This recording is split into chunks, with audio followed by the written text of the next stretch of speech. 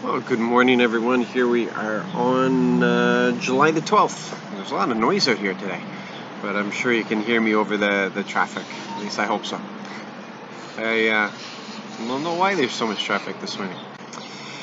So, we're continuing to read through Amos, and he was not in an envious position, that's for sure.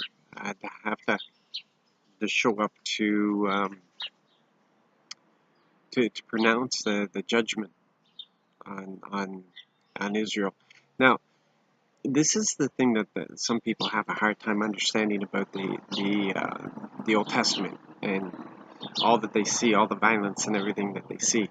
But Israel had entered into an agreement, a covenant with God, and he said he was going to give them their own land. There was all these promises that he had given to them, and their end of it was to stay faithful to him, to love him, to worship him, to be faithful, to basically to allow him to reveal himself to the world through them. And what had happened is that he kept his end of it. He was faithful to his promises. He defended them. He drove out nations. He gave them the land, and they broke their end of it.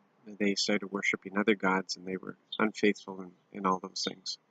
So it became hard, and he gave them a lot of grace.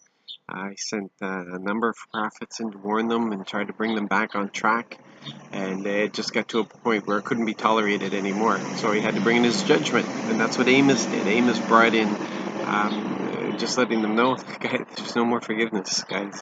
This is it. This is what's going to happen. And but in the midst of this, Amos was given a number of visions where he saw how God was going to destroy Israel, and he advocated for them. And God listened. God relented. God changed his mind in those things, so that they weren't completely destroyed. But what happened was that there was also a promise that Amos brought, that God gave to Amos to bring to the people, that the nation would be restored. You know, these current people, yeah, they would be taken away into captivity, but there would be a time of restoration when the nation would again plant its crops and such. So this was a big time adjustment that was supposed to be taking place here, and it was important. It was vital for the mission going forward, which was for God to be revealed to the world. And unfortunately, in this day and age, and for a long time, he's really had poor public relations from those who are supposed to represent him, including myself. And and he has a gentle way of correcting us and bringing us into a fuller understanding and revelation of things. So we eventually get to that place where we are conveying his love to a world that is lost. Now, I want you to understand, though, that in this, there's a difference between what God had to bring to his nation compared to the rest of the world. There was a relationship there, and there was a covenant that was broken, and the prophets went in to deal with that. We see that, especially with Jonah, that he did send prophets into other places that were just going off the rails. So it's not like he doesn't send his message to the world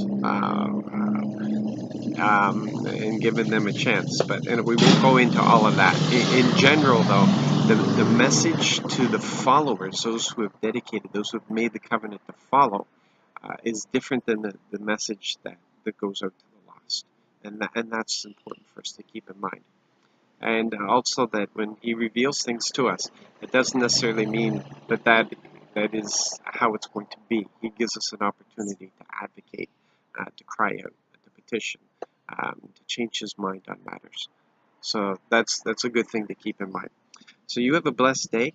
Be encouraged in it, and yeah, I'm looking forward to hearing the testimonies that come out of today. God bless.